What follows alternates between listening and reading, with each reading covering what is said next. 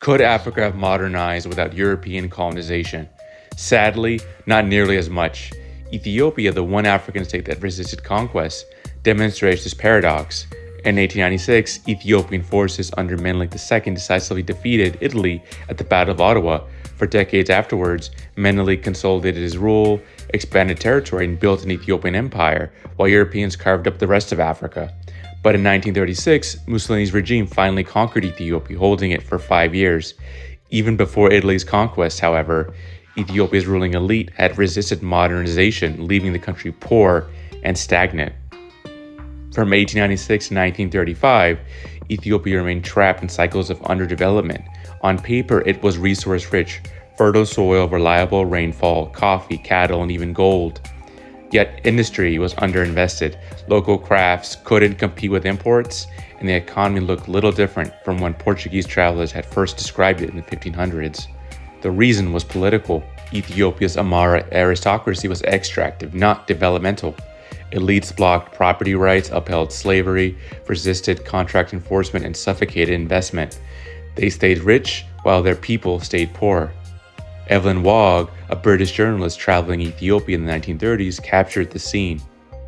The Abyssinians had nothing to give their subject peoples, nothing to teach them. They built nothing.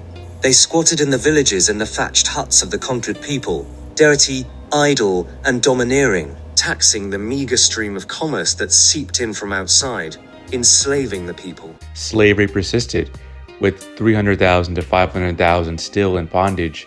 Whole regions were depopulated by slave raids. In Maji, the number of taxpayers fell from 35,000 to just 780.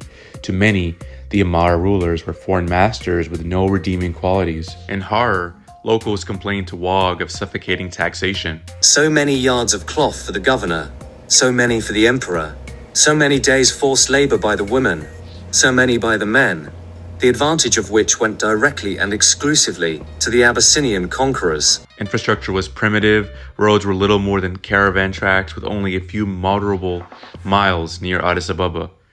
Trade suffered. Between 1907 and 1932, Ethiopia's commerce grew just 72%. Sudan's, under the British, grew 11-fold. Likewise for Kenya's and Uganda's, which grew by 15-fold.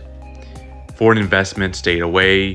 As Waugh noted, bribery could get an entrepreneur in the door, but endless taxes, lawsuits, and harassment drove many into ruin.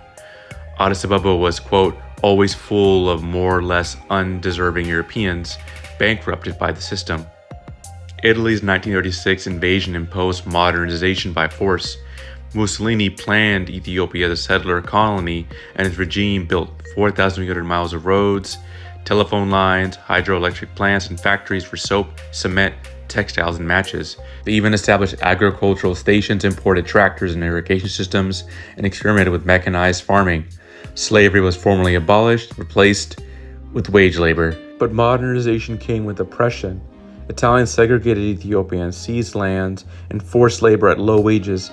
After an assassination attempt against colonial commander Rodolfo Graziani, Italy responded to the massacres that killed thousands. With British help, Ethiopia expelled Italy in World War II. Slavery was outlawed, but otherwise the old aristocracy quickly reasserted itself.